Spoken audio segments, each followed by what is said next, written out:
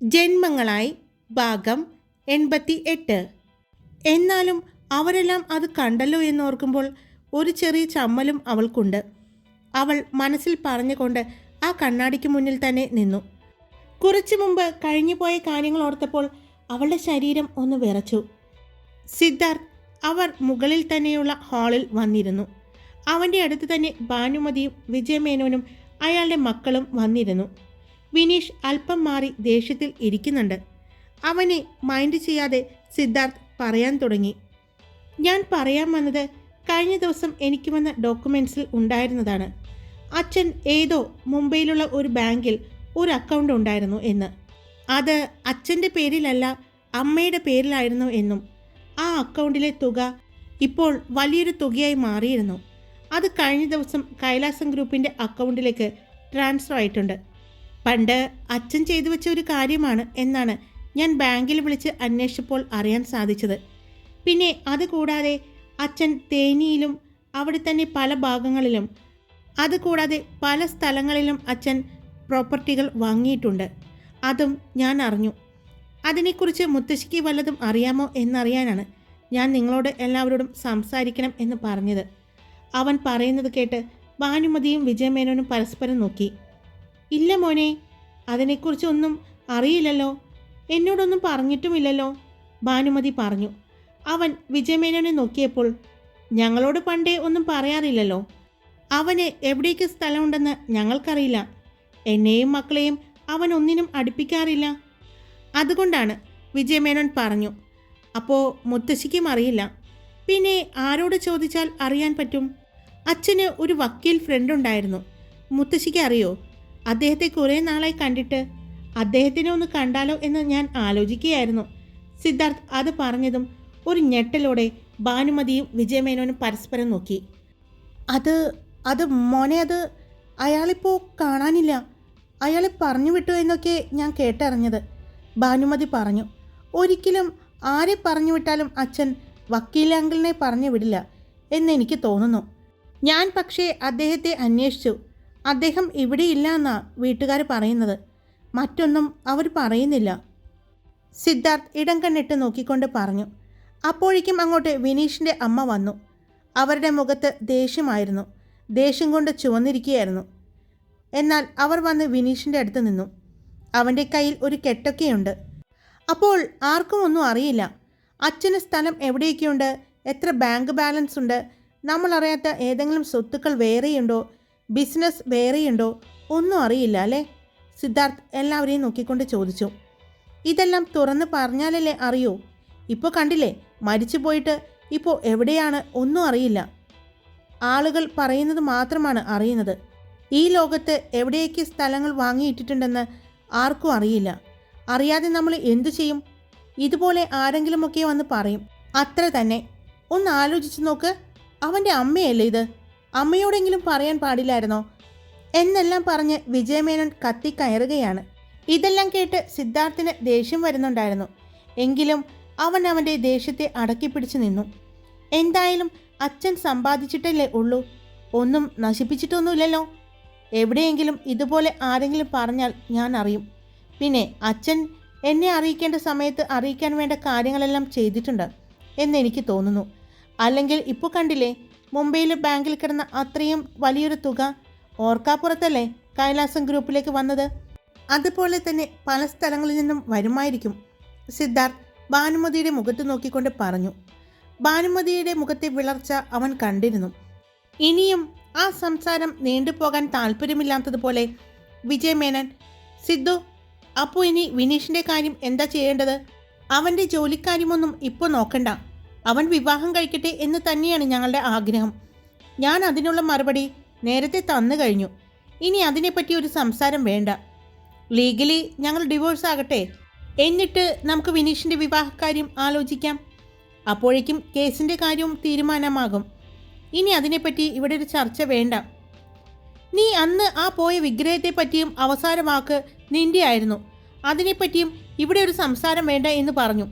ഇപ്പോൾ ദേ എൻ്റെ മകൻ്റെ കാര്യത്തിലും നീ പറയുന്നു ഇനി ഒരു സംസാരം വേണ്ട എന്ന്. എല്ലാ കാര്യത്തിലും നീ തന്നെ തീരുമാനമെടുക്കാനാണെങ്കിൽ പിന്നെ ഞങ്ങൾ എന്തിനാ ഇവിടെ നിൽക്കുന്നത്? വിനീഷിൻ്റെ അമ്മ ദേഷ്യത്തോടെ ചോദിച്ചു. നിങ്ങളെല്ലാവരും ഇവിടെ വേണമെന്ന് ഞാൻ പറഞ്ഞിട്ടില്ല. നിങ്ങൾക്ക് ഈ സ്വത്തിൽ അവകാശമുണ്ടോ? ഇല്ലല്ലോ.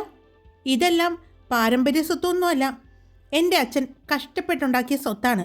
അതുകൊണ്ട് ഇതിൽ അവകാശം എനിക്ക് മാത്രമേ ഉള്ളൂ. ബാക്കിയുള്ളത് ഞാനുണ്ടാക്കിയതും. അതും എൻ്റെ മാത്രമാണ്. നിങ്ങൾക്കെല്ലാവർക്കും എപ്പോൾ വേണമെങ്കിലും ഇവിടെ നിന്ന് പോകാം. നിങ്ങളെയൊന്നും ഞാനിവിടെ തടഞ്ഞു നിർത്തിയിട്ടില്ല.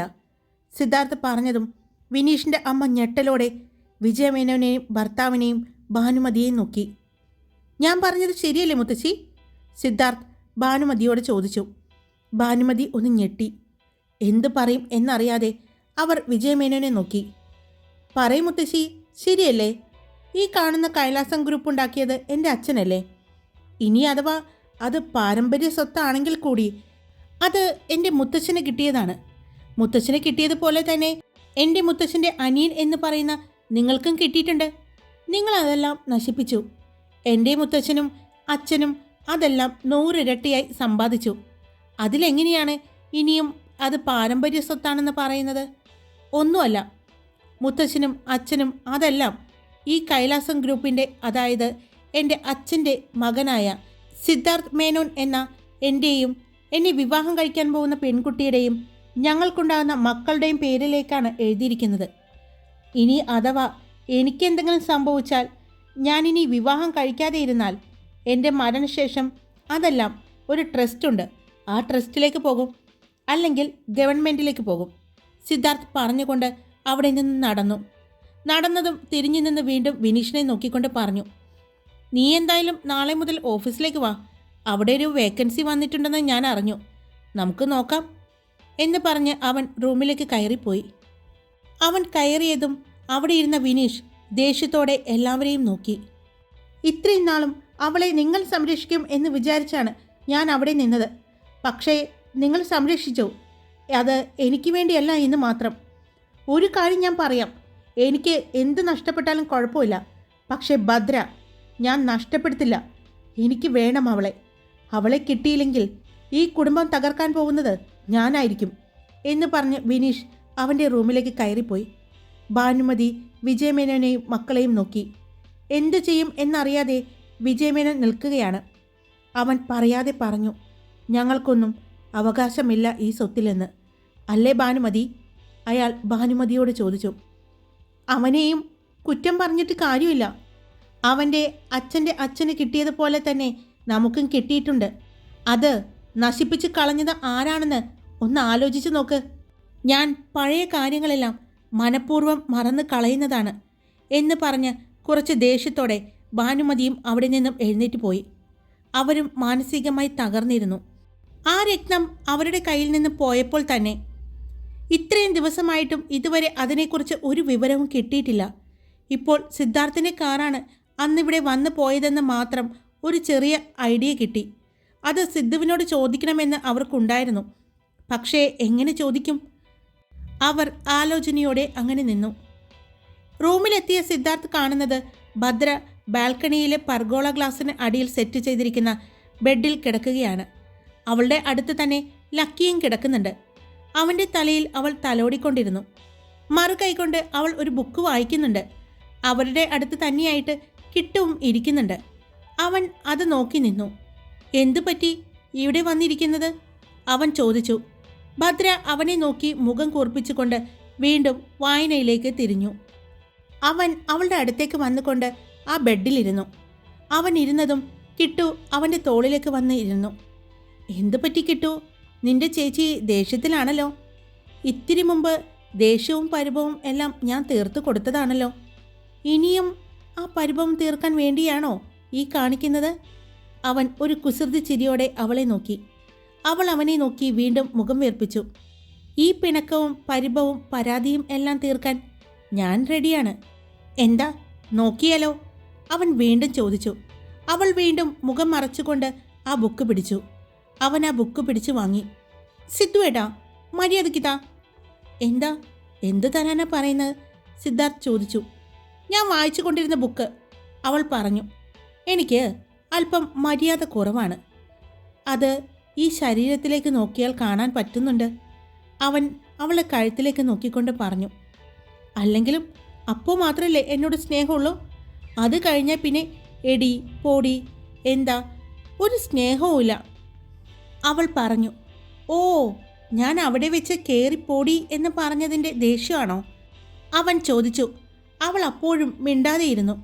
സിദ്ധാർത്ഥ് അവളുടെ അടുത്തേക്ക് നീങ്ങിയിരുന്നു കൊണ്ട് കിട്ടുവിനെ അവൻ്റെ തോളിൽ നിന്നും മാറ്റി അവളുടെ അടുത്തേക്ക് കിടന്നു.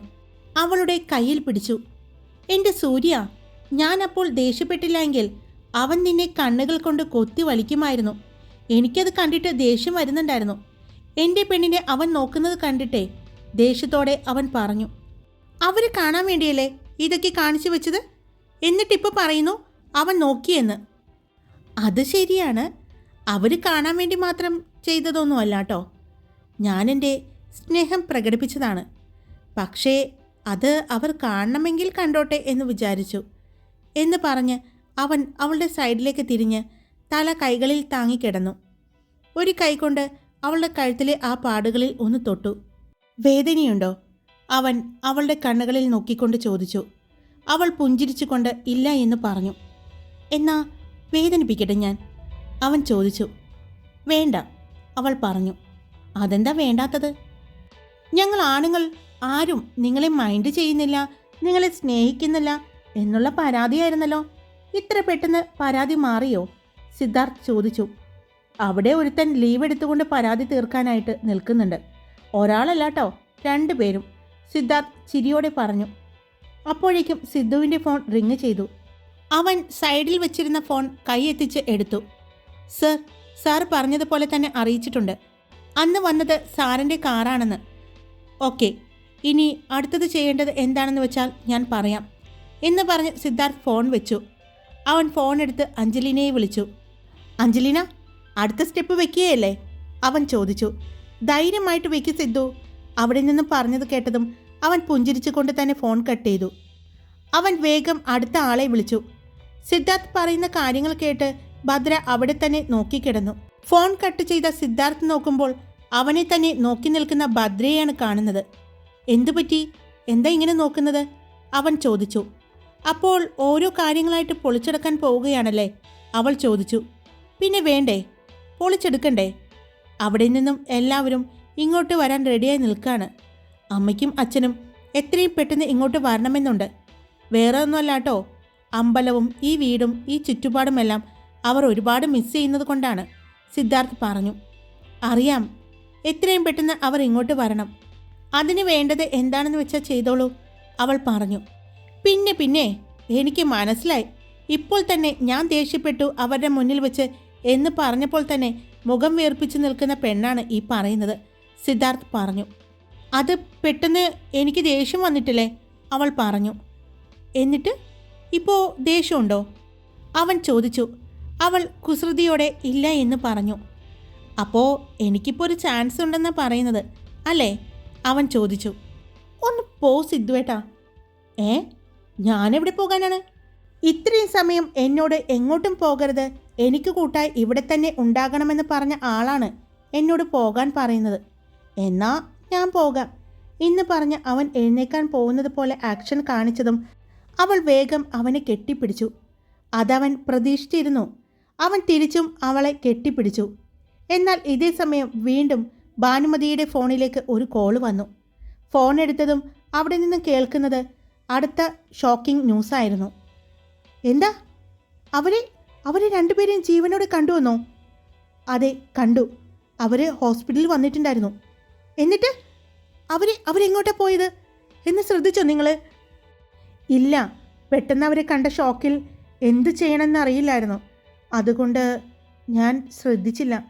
നിന്നെയൊക്കെ എന്തിനാടാ പിന്നെ ഇങ്ങനെ ഞങ്ങൾ തീറ്റിപ്പോറ്റുന്നത്? പോയി അന്വേഷിച്ച് കണ്ടുപിടിക്ക്. എനിക്ക് ഇന്ന് തന്നെ അവർ എവിടെയാണെന്ന് അറിയണം.